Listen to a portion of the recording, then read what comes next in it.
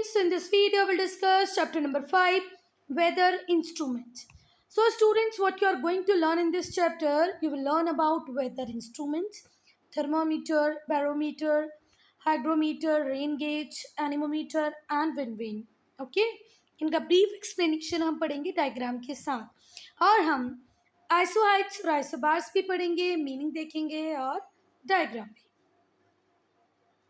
So student, हम लोग class 5 से इस चीज़ को पढ़ते आ रहे हैं कि जो सन है वो हमसे बहुत दूर है, और जो हमारी अर्थ है उसका शेप जो है वो जियोइड है. तो अर्थ के हर पार्ट को सनलाइट बराबर नहीं मिलती है. ठीक है, ये सबको पता है ना.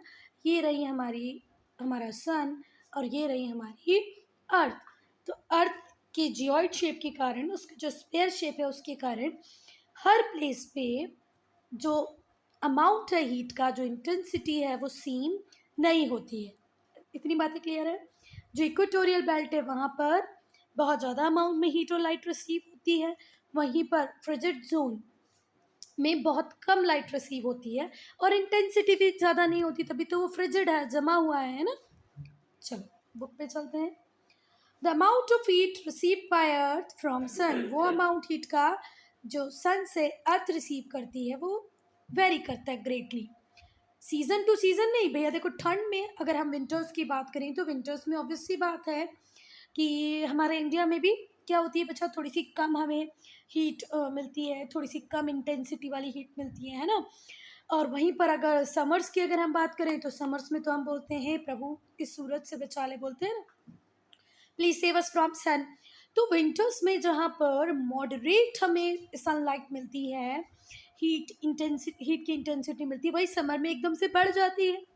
पर बच्चा, ये सीज़न टू सीज़न तो चेंज होता ही है, प्लेस टू प्लेस तो ये चेंज होता ही है, पर डे टू डे भी ये चेंज हो जाता है. इवन आर टू आर भी ये चेंज होता है. कैसे कि सुबह आप लोगों ने देखा क्लीन सनशाइन थी, पर आफ्टरनून तक आते आते रेनफॉल होने लगी. रेनफॉल के बाद सन की जो इंटेंसिटी थी वो एकदम से कम हो गई. ऐसे होता है बच्चा, यूजुअली होता है. Thus, weather conditions at any place on earth is always changing. तो बच्चा, जो वेदर कंडीशन है किसी भी जगह की वो हमेशा क्या होती रहती है, चेंज. तो इस पैराग्राफ का मॉरल ऑफ द स्टोरी है कि जो सन की लाइट होती है वो अर्थ के हर प्लेस पे वेरी करती है. ये सिर्फ प्लेस टू प्लेस वेरी नहीं करती कि यहाँ पर कम है और यहाँ पर बहुत ज़्यादा है. ये सीज़न टू सीज़न भी वेरी करता है, ये आर टू आर भी वेरी करता है. तो हमने ये कंक्लूजन निकाला कि जो वेदर है वो हमेशा चेंज होता रहता है. ठीक, कोई बात. चलो, अब वेदर क्या है. वेदर को आप डिफाइन कर सकते हो एटमॉस्फेयर की वो कंडीशन जो आर टू आर चेंज होती है. Weather is defined as the condition of atmosphere with respect to various elements. उसके वेरियस एलिमेंट्स के रेस्पेक्ट में एटमॉस्फेयर की जो कंडीशन है वो चेंज हो रही है आर टू आर, और इसी को हम क्या बोलते हैं बच्चा, वेदर. अब यहाँ पे एक क्वेश्चन आता है कि वेरियस एलिमेंट्स, ये एलिमेंट्स क्या होते होंगे, वेदर को इफेक्ट करने वाले एलिमेंट्स कौन से हैं. तो वो है बच्चा temperature, atmospheric pressure, humidity, precipitation, wind, clouds etcetera. ठीक है, तो मेन एलिमेंट्स वेदर के कौन से हैं. मेन एलिमेंट्स हैं temperature, atmospheric pressure, humidity, precipitation, wind, cloud etcetera. तो मेन एलिमेंट समझ में आए. क्या है main element? Temperature, atmosphere, humidity, atmospheric pressure, not atmosphere, हाँ, प्रेसिपिटेशन, विंड और क्लाउड. ये लर्न कर लेना. 1 मार्कर क्वेश्चन, 2 मार्कर क्वेश्चन बन सकता है. Write down all the main elements of weather. चलो, depending upon the dominance of one और मोर एलिमेंट. अब एक कोई भी एलिमेंट बहुत डोमिनेंट हो सकता है, दो एलिमेंट डोमिनेंट हो सकते हैं. We call weather as hot, cold, humid, sultry, cloudy, windy. जो एलिमेंट सबसे भारी पड़ेगा उस एलिमेंट्स के ऊपर उसका नाम रख दिया जाएगा कि ये हॉट है भाई, कोल्ड है, ह्यूमिडिटी है, सल्ट्री है, क्लाउडी है, विंडी है. The science which studies and analyse weather is called meteorology. Meteorology क्या है बच्चा? Science of studying weather condition. Science of studying weather condition is called meteorology. अगर आप वेदर कंडीशंस को पढ़ रहे हो तो आप क्या पढ़ रहे हो बच्चा? मेट्रोलॉजी। और वो साइंटिस्ट जो मेट्रोलॉजी की की स्टडी करते हैं उन्हें मेट्रोलॉजिस्ट बोलते हैं। तो metrologist is the one who studies about the conditions of weather, and meteorology is the science of study of weather condition। आई समझ में? वो पर्सन जो स्टडी कर रहा है वेदर कंडीशंस की वो हो गया मेट्रोलॉजिस्ट, और ये जो स्टडी है इसे हमने क्या बोला? मेट्रोलॉजी। ठीक है बात? A variety of instrument have been developed. आज तक बच्चा बहुत सारे इंस्ट्रूमेंट हमने डेवलप कर लिए हैं किसको मेजर करने के लिए? Various elements of weather. अभी हमने देखा ना, ह्यूमिडिटी थी, है ना, रेनफॉल थी, तो उन सबको अलग अलग मेजर करने के लिए हमने बहुत सारे इंस्ट्रूमेंट बना रखे हैं। वो है thermometer,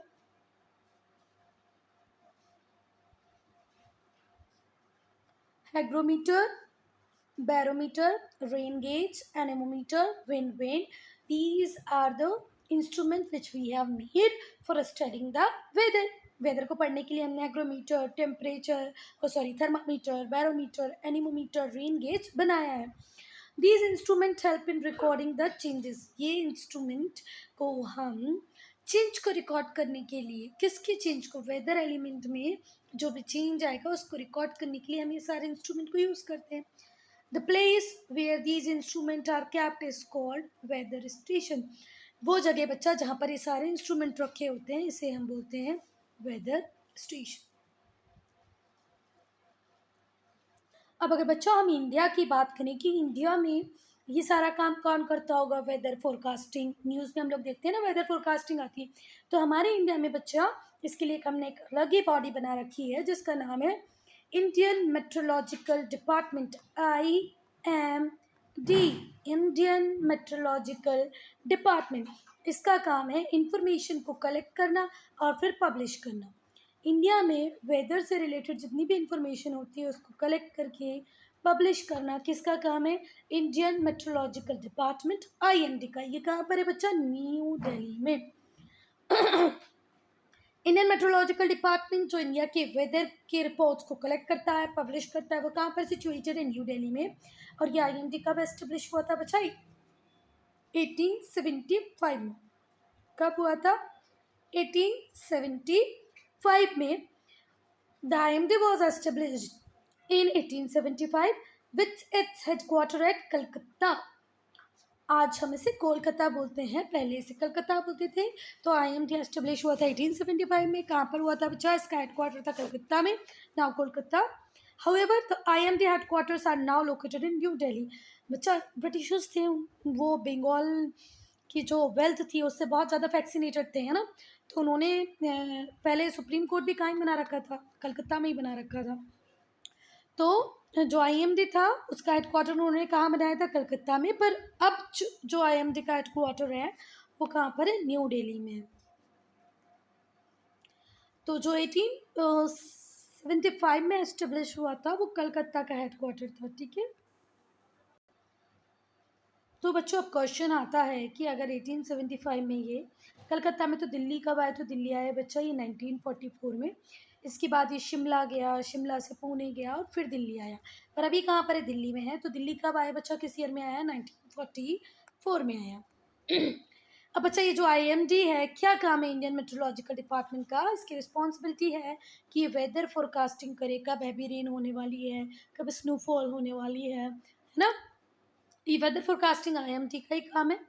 which helps in taking safety measures. Tsunami आने वाली है, अगर कोई और अर्थक्वेक जैसा फेनोमेना आने वाला है तो है ना, इसको कौन ही देखता है बच्चा? Indian meteorological department. और ये टाइमली डेटा को पब्लिश कर देता है कि हम लोग सेफ्टी मेजर ले सके, है ना। जब भी सुनामी आने वाली होती है तो ये पहले से फोरकास्टिंग करने लगते हैं और रेडियो पे न्यूज़ आती है कि आपको फिशिंग के लिए बहुत अंदर नहीं जाना है।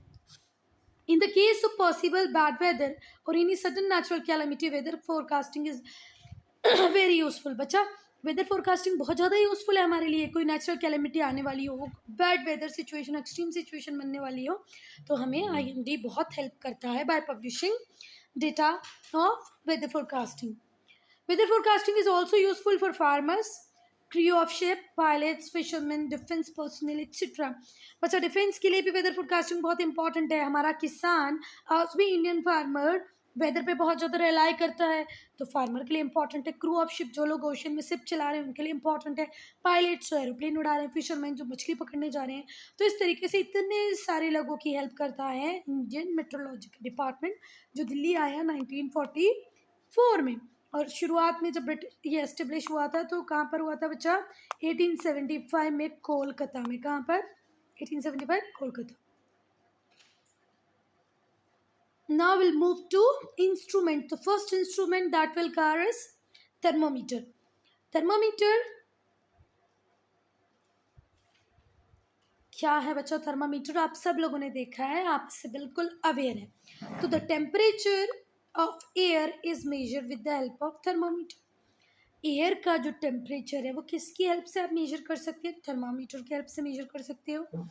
द टेम्परेचर ऑफ एयर, अब एयर के टेम्परेचर से मतलब है degree of hotness and coldness. What do you mean by the temperature of air? So it is just degree of hotness and coldness. ठीक है बात, कितनी गर्म है या कितनी ठंडी है। Today different types of thermometers are used to measure temperature. आज बच्चों डिफरेंट टाइप के थर्मामीटर्स हैं जो हम यूज़ कर रहे हैं टेम्परेचर को मेजर करने के लिए। एक होता है बच्चा क्लिनिकल थर्मामीटर, जो तो आपने देखा ही होगा और हो सकता है आपके घरों में भी हो। जब कोरोना आया था, एक्सट्रीम में कोरोना था, तो सब लोगों ने इसको परचेस कर ही लिया था। कुछ लोगों के पास पहले भी था और कुछ घर ऐसे हैं जैसे कि हमारे पास आज तक नहीं है, हमें ज़रूरत ही नहीं लगी कभी। चलो, तो clinical thermometer is use to measure the temperature of human body. अगर ह्यूमन बॉडी का टेम्परेचर मेजर करना है, हमें कहीं बुखार तो नहीं है, हमें कहीं फीवर तो नहीं है, तो इसलिए हम क्लिनिकल थर्मामीटर का यूज़ करते हैं। तो आई बात समझ में? एयर के टेम्परेचर को मेजर करने के लिए हम लोग थर्मामीटर का यूज़ करते हैं। Clinical thermometer basically human body के टेम्परेचर को मेजर करने के लिए बनाया है। चलो, to measure the maximum and lowest minimum. Highest मतलब मैक्सिमम, लोएस्ट मतलब मिनिमम। अगर पूरे दिन का सबसे ज़्यादा और सबसे कम टेम्परेचर मेजर करना हो, कब का? 24 आवर का। A U shaped thermometer has been developed. एक यू शेप का थर्मामीटर हमने डेवलप किया है। तो बच्चा दिन का हाईएस्ट और लोएस्ट टेम्परेचर, मतलब 24 आवर का हाईएस्ट और लोएस्ट टेम्परेचर मेजर करने के लिए एक यू शेप का थर्मामीटर यूज़ होता है, हमने डेवलप किया है। Which is called 6 maximum and minimum thermometer. वो पर्सन जिसने इसको इन्वेंट किया था वो 6 था, ठीक है। तो बच्चा इसे 6 मैक्सिमम एंड मिनिमम थर्मामीटर क्यों बोलते हैं? क्योंकि एक ब्रिटिश साइंटिस्ट जिनका नाम था जेम्स 6, इन्होंने इन्वेंट किया था, डेवलप किया था इस थर्मामीटर को। इसीलिए हम क्या बोलते हैं बच्चा? इसे 6 maximum and minimum thermometer. The unit for measuring thermometer in our country is Celsius. हमारी कंट्री इंडिया में टेम्परेचर को मेजर करने की यूनिट क्या है? Degree Celsius, SCLCIUS, Celsius. ठीक है बात। Most of the thermometer are in the form of closed glass tube. ऐसी ग्लास ट्यूब होती है, आप हॉस्पिटल में जाते होंगे तो देखते होंगे ना, है ना? इस क्लोज ग्लास ट्यूब की तरह थर्मामीटर होते हैं। Which has an expanded bulb at one end. एक एंड पे क्या होता है? बल्ब होता है। ठीक है बात। बहुत सारे थर्मामीटर आज अगर हम देखते हैं वो कैसे होते हैं? क्लोज ग्लास ट्यूब के होते हैं, जिनके एक एंड पे एक्सपांडेड बल्ब होता है। The tube and the bulb are filled with liquid. Tube में भी लिक्विड होता है, बल्ब में भी लिक्विड होता है, सच एज मर्करी और alcohol. Either a thermometer has mercury और अल्कोहल, ये दोनों का यूसेज अलग अलग है, ठीक है। अगर बहुत ज़्यादा कोल्ड होगी प्लेस वगैरह तो आप मतलब छोड़ दो, अच्छा इसको यहीं छोड़ दो। उसमें अल्कोहल का यूज़ करते हैं, और गर्मी में मतलब टेम्परेचर ज़्यादा है तो मरकरी का यूज़ करते हैं, पर ये बाद में छोड़ दो, हो सकता है मैं कंफ्यूज कर दूँ आपको अभी। तो चलो, तो जो ट्यूब और जो बल्ब होता है वो लिक्विड से फिल्ड होता है, अब वो मरकरी भी हो सकती है और वो अल्कोहल भी हो सकता है।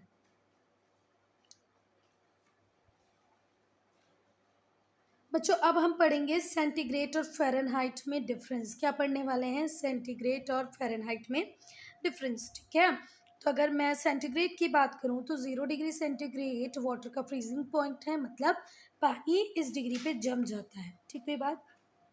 वहीं पे फ़ारेनहाइट में अगर देखा जाए कि पानी का वाटर का फ्रीजिंग पॉइंट क्या होगा, तो वो होगा 32 डिग्री। आई बात समझ में?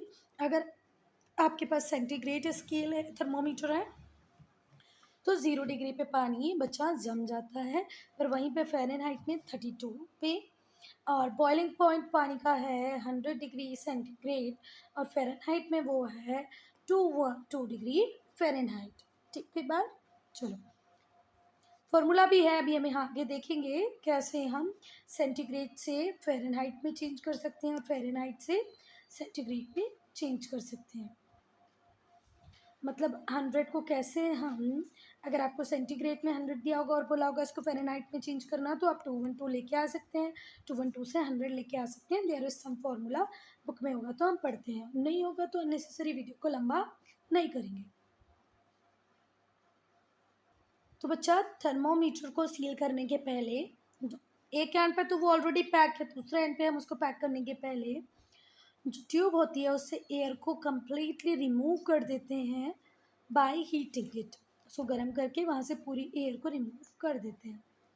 The bulb of the thermometer when in contact with air gets heated. जब भी वो जो बल्ब है थर्मामीटर का, जब वो हीटेड और कूल्ड एयर के कांटेक्ट में आता है, तो हीट में आएगा तो बच्चा राइज कर जाएगा, कोल्ड में आएगा तो फॉल कर जाएगा, ठीक है। अब बात सुनो, थर्मामीटर है, गर्म हवा के कांटेक्ट में लाओगे तो उसके अंदर का जो लिक्विड है, सॉरी मरकरी है, वो हाई चला जाएगा, राइज कर जाएगा, और अगर ठंडी चीज़ों के कांटेक्ट में आया तो वो फॉल कर जाएगा। कौन? मरकरी। आप लोग देखना, ये थर्मामीटर होता है तो मरकरी धीरे धीरे धीरे धीरे करके ऊपर जाती है अगर कोई चीज़ गर्म है, हीटेड है तो, और ऐसे ही वो नीचे नीचे नीचे जाता जाएगा अगर कोई चीज़ ठंडी है तो। आई बात समझ में?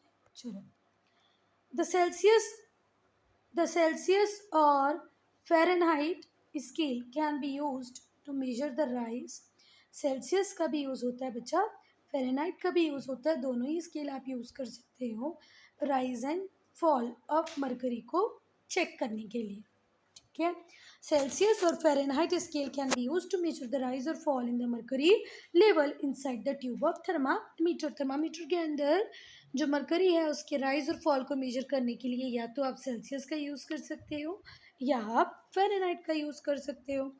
अगर हम सेल्सियस स्केल की बात करें तो वहाँ पर जो फ्रीजिंग पॉइंट है या जो मेल्टिंग आइज है वो है 0 degree. On the Celsius scale the temperature of melting ice is 0 degree centigrade, that of boiling is 10 degree centigrade. तो मैं अगर बोलूँ, in other words we can say that 0 degree is the freezing point and 100 degree is the boiling point in Celsius scale. ये 0 degree अगर Fahrenheit में पढ़ोगे तो 32 degree हो जाएगा, और ये हो जाएगा 212। एक बार चेक करें, 212 32 ही है ना? हाँ, 32 फ्रीजिंग और 212 बॉइलिंग। नाउ मैक्सिमम और मिनिमम टेम्परेचर के लिए हम यू शेप के 6 मैक्सिमम और मिनिमम थर्मामीटर का यूज़ करते हैं। 24 आवर का मैक्सिमम मिनिमम टेम्परेचर रिकॉर्ड करने के लिए हम U shape 6 maximum minimum thermometer का यूज़ करते हैं। और इसका नाम मैं फिर से बता रही हूँ, 6 मैक्सिमम मिनिमम क्यों रखा, क्योंकि इसको डेवलप करने वाले थे हमारे जेन 6। ये कहाँ के थे बच्चा? ब्रिटेन के थे, ब्रिटिश थे, ठीक है बात। The tube of this U shape thermometer contain 2 small metal markers. तो बच्चा इसके अंदर होते हैं 2 small metal markers, 2 small metal markers इसके अंदर होते हैं, जो कि अपवर्ड पुश किए जाते हैं मरकरी पे। मरकरी इन्हें अपवर्ड पुश कर देती है, या मरकरी के द्वारा ये ऊपर की तरफ पुश कर दिए जाते हैं खाई में, ट्यूब में। ये जो मेटल मार्कर्स हैं can be set in their farthest position touching the mercury with the help of magnet. Magnet की हेल्प से इनको मरकरी से एकदम दूर भी पोजीशन कर सकते हैं। जैसे ही बेटा जो टेम्परेचर है एयर का वो राइज करेगा, मतलब टेम्परेचर बढ़ेगा, जो मरकरी होगी in the U shape tube, you tube में, मतलब ये वाली यू और ट्यूब में जो मरकरी होगी वो एक्सपांड करने लग जाएगी, फैलने लग जाएगी, जिससे क्या हो, जो मेटल मार्कर होंगे वो ऊपर की तरफ जाने लग जाएंगे। फिर से बात ध्यान से सुनना, जैसे ही एयर का टेम्परेचर राइज होगा, जो मरकरी है ट्यूब के अंदर वो एक्सपांड करने लग जाएगी और मेटल मार्कर को अपवर्ड ऊपर की तरफ पुश करेगी। ये जो मेटल मार्कर है वो वापस नहीं आएंगे unless it is set again bye magnet, फिर से जब तक हम इसको मैग्नेट से सेट नहीं कर देते। ठीक कोई बात। The thermometer which shows minimum temperature uses alcohol. हाँ बच्चा, मैं यही बताना चाह रही थी उस टाइम, है ना, जहाँ पर मिनिमम टेम्परेचर हमें दिखाना होता है वहाँ पर हम एल्कोहल को यूज़ करते हैं इन प्लेस ऑफ मरकरी, और मैक्सिमम टेम्परेचर में हम मरकरी को यूज़ करते हैं। ठीक है, तो मिनिमम टेम्परेचर में हम किसको यूज़ करेंगे? Do remember, it is very important point, your teacher can ask in 1 mark question, है ना, कि where alcohol thermometer is used for recording minimum temperature, alcohol we can use, it gives the minimum temperature of the day, minimum temperature मिल जाएगा। Thermograph क्या होता है बच्चे? जो थर्मोग्राफ होता है वो रिकॉर्ड करता है changes in temperature of the air. Air के साथ में, मतलब गर्म हवा है, ठंडी हवा है, तो जो थर्मोग्राफ होता है ये कंटिन्यूसली चेंजेस को रिकॉर्ड करता है और उन्हें प्लॉट कर देता है ग्राफ पेपर पे to measure the temperature of air accurately. Air के टेम्परेचर को एक्यूरेटली मेजर करने के लिए मेजर, देखो एयर का टेम्परेचर तो एक्यूरेटली मेजर हो गया, कैसे? आप जब उस ग्राफ पेपर को देखेंगे तो आपको इजीली सब कुछ समझ में आ जाएगा। अब बच्चा थर्मोग्राफ जो है उसका काम क्या है? रिकॉर्ड करना। किसको रिकॉर्ड करना है? टेम्परेचर के चेंजेस को रिकॉर्ड करना जो कंटिन्यूसली हो रहे हैं, और उनको प्लॉट करना एक ग्राफ पेपर पे to measure the temperature of air accurately. Air के टेम्परेचर को एक्यूरेटली मेजर करने के लिए ये थर्मोग्राफ कंटिन्यूसली रिकॉर्ड करता रहता है। The thermometer should be kept in Stevenson screen. जो थर्मामीटर होता है उसे काय में रखते हैं बच्चा? स्टीवेंसन स्क्रीन में रखते हैं, which can protect thermometer from direct sunlight. Direct sunlight इस पर पड़ेगी तो ऑब्वियसली बात है टेम्परेचर हाई हो जाएगा, तो इसको इसलिए हम स्टीवेंसन स्केल में रखते हैं कि डायरेक्ट सनलाइट से इसे प्रोटेक्ट किया जा सके, बचाया जा सके। On a map isotherms lines joints, एक मिनट, तो क्या इतनी बातें समझ में आ गई कि स्टीवन स्क्रीन के अंदर रखा जाता है जिससे कि जो टेम्परेचर है डायरेक्ट सनलाइट है उससे इसे, डायरेक्ट सनलाइट से इसे बचाया जा सके। टेम्परेचर नहीं, डायरेक्ट सनलाइट से बचाने के लिए इस स्टीवन स्क्रीन के अंदर, स्टीवेंसन स्क्रीन के अंदर रखा जाता है। अब बच्चा मैप में आप लोगों ने देखा होगा आइसोथर्म। आइसोथर्म्स क्या होती हैं बच्चा? Lines joining. कौन सी लाइन? वो लाइन जो ज्वाइन करती हैं प्लेसेस को विच है सेम टेम्परेचर। आइसोथर्म वो लाइन है जो सेम टेम्परेचर वाली प्लेसेस को ज्वाइन करती है। ठीक है बात। Are use to show the distribution of temperature. Temperature के डिस्ट्रीब्यूशन को शो करने के लिए आप किसका यूज करते हो बच्चा? आइसोथर्म्स का। अब हम पढ़ेंगे बैरोमीटर। तो आइसोथर्म समझ में आई क्या? फिर बैरोमीटर पे चलेंगे। मैप में आइसोथर्म्स वो लाइंस होती हैं जो उन प्लेसेस को ज्वाइन करती हैं जहाँ पर सेम टेम्परेचर होता है, और टेम्परेचर के डिस्ट्रीब्यूशन को शो करने के लिए हम आइसोथर्म का यूज़ करते हैं। अब हम लोग पढ़ेंगे बैरोमीटर। एटमॉस्फेरिक प्रेशर क्या है बच्चा? वेट। किसका वेट है? एयर का वेट है। Column on a unit area. एक यूनिट एरिया में, जैसे कि ये बना, एक यूनिट एरिया में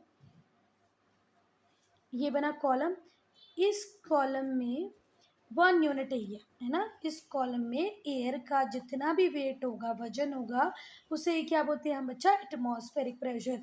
ये कॉलम ऊपर बहुत ऊंचाई तक 1600 किलोमीटर तक हम चाहें तो इसको ले जा सकते हैं। ठीक है, एयर का जो प्रेशर एक यूनिट एरिया पे पड़ेगा उसे ही हम क्या बोलते हैं बच्चा? Atmospheric pressure. चलो, the atmospheric pressure is the weight of air column. Atmospheric pressure क्या है? एयर कॉलम का वेट है, वजन है।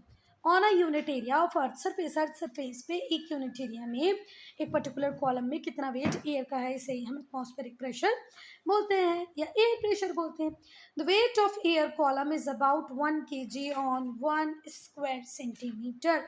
1 स्क्वायर सेंटीमीटर में बच्चा कितना वेट होता है? 1 किलो। तो जरा अंदाज़ा लगाओ 3.28 मिलियन स्क्वायर किलोमीटर में कितना वेट होता होगा।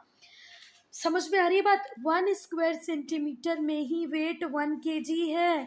तो 3.28 मिलियन स्क्वायर किलोमीटर ये हमारे अर्थ का एरिया है। कितना? नहीं, ये तो हमारे इंडिया का एरिया है, अर्थ का नहीं है बच्चा, इंडिया का है।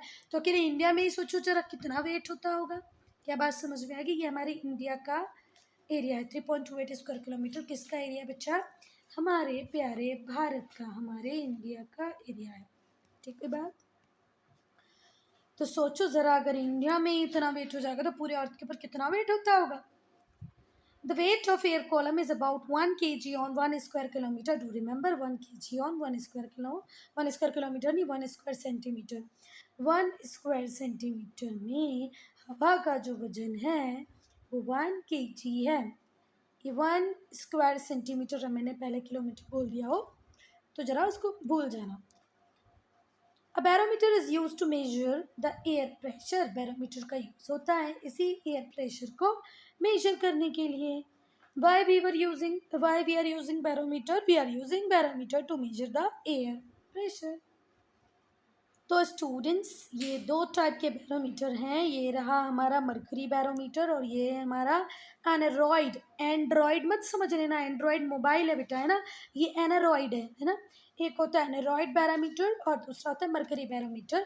मरकरी वही वाली मरकरी जो हमने अभी काय में पढ़ी, हमारे थर्मामीटर में पढ़ी। तो एक होता है मरकरी बैरोमीटर और दूसरा होता है एनेरॉइड।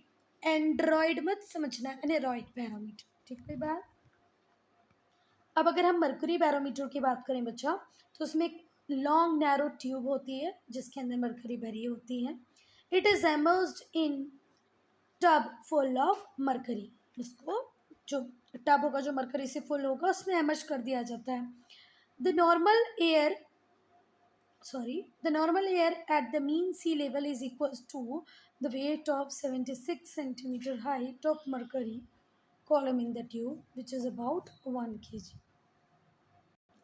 तो बच्चों इस पैराग्राफ में ये बोला है कि जो हम नॉर्मल एयर का प्रेशर होगा मीन सी लेवल पे। मीन सी लेवल मतलब ये जो सी है उसकी जो मीन सी लेवल पे एयर का जो प्रेशर होगा वो किसके बराबर होगा बच्चा? 76 सेंटीमीटर हाइट है मरकरी कॉलम की ट्यूब में, उसके बराबर लगभग जो यहाँ पर 76 सेंटीमीटर हाइट पे जो मरकरी कॉलम में वेट होगा उतना ही मीन सी लेवल पे क्या होता है? एयर प्रेशर होता है जो कि लगभग 1 किलो के बराबर होता है, 1 kg के बराबर होता है। एंड्रॉइड बैरोमीटर का भी एनेरॉइड, फिर मैंने देखो तुम लोगों को समझाया, मैंने खुद ही गलत बोल दिया। एनेरॉइड बैरोमीटर जो है उसका यूज़ होता है एयर प्रेशर को मेजर करने के लिए। अच्छा बच्चा, ये क्यों हुआ? क्योंकि ये पोर्टेबल नहीं था, इसको एक जगह से दूसरी जगह ले जाना बहुत मुश्किल काम थी, इसलिए हमने एक पोर्टेबल भी बना लिया जो कि ज़्यादा हैंडी था, one place to another move कराने के लिए। एनेरॉइड बैरोमीटर का यूज़ होता है एयर प्रेशर को मेजर करने के लिए। ये छोटा है, हैंडी इंस्ट्रूमेंट है जिसमें मरकरी नहीं होती है। इसमें एक मेटल बॉक्स होता है जिसको सील कर दिया जाता है कॉर्यूगेटेड लेड के साथ, ढक्कन के साथ। कॉर्यूगेटेड का मतलब होता है लपेटना, मतलब फिक्स कर देना, ठीक है, किसी मेटल से। तो मेटल लेड से उसको कवर कर दिया जाता है। एक मेटल का बॉक्स होता है जिसको बाद में हम लेड मतलब ढक्कन से पैक कर देते हैं। उसके अंदर एक सिस्टम होता है लीवर्स का and springs for the movement of the indicator. Spring होगी, लीवर होगा जो इंडिकेट करेगा, क्या इंडिकेट करेगा बच्चा? Air pressure. जब एयर का प्रेशर इंक्रीज बढ़ने लगता है तो जो कॉर्यूगेटेड लिड होती है बॉक्स की वो बैंड हो जाती है डाउनवर्ड, नीचे की तरफ झुक जाती है, और जो पॉइंटर होता है वो मूव करने लग जाता है मार्क्ड स्केल पे। तो बच्चों एनीरॉइड बैरोमीटर में क्या मरकरी होता है? तो आप लोग क्या बोलोगे? नहीं, इसके अंदर मरकरी नहीं होता है। किसको मेजर करता है? एयर के प्रेशर को मेजर करता है। ये कैसा है? स्मॉल है, हैंडी है, ठीक है। इसमें एक मेटल बॉक्स होता है जिसको कोरुगेटेड लिड से सील कर दिया जाता है। इसमें एक सिस्टम होता है लीवर्स का और स्प्रिंग का, किसको? इंडिकेटर को मूव कराने के लिए। जब एयर प्रेशर बढ़ेगा तो जो कोरुगेटेड लिड है वो एक तरफ बैंड हो जाएगी, झुक जाएगी, और जो पॉइंटर होगा जो स्प्रिंग के साथ अटैच किया होगा वो मूव करेगा मार्क्ड स्केल के ऊपर, which tells the condition of air pressure instantly, जो फटाफट से आपको बता देगा कि एयर टेम्परेचर कितना है। The aneroid parameter is also used as an altimeter altimeter that can help the plot and mountaineers pilots को प्लॉट बोला मैंने, पायलट्स को माउंटेनियर्स को हेल्प करने के लिए एनेरॉइड बैरोमीटर का यूज़ होता है। Aneroid barometer is also used as an altimeter, altimeter की तरह एनेरॉइड बैरोमीटर को आप यूज़ कर सकते हो। ये यूज़ करते हैं हमारे पायलट और हमारे माउंटेनियर्स। स्टूडेंट्स, आजकल ऑटोमेटिक बैरोमीटर भी यूज़ होने लगे हैं जिन्हें बैरोग्राफ्स बोलते हैं। इनका वाइडली यूज़ हो रहा है, जो कंटिन्यूसली एयर प्रेशर को मेजर करते रहते हैं, रिकॉर्ड करते रहते हैं। The unit of measuring the air pressure is MB, मिली बार। ये भी 1 मार्क क्वेश्चन बन सकता है बच्चा कि क्या यूनिट है एयर प्रेशर की, तो क्या बोलोगे? मिली बार। जो नॉर्मल एयर प्रेशर है मीन सी लेवल पे वो है 1013 मिली बार। ठीक, कोई बात? So student, I'm ending this video here. Only if you have any doubt, any problem, to write in comment section.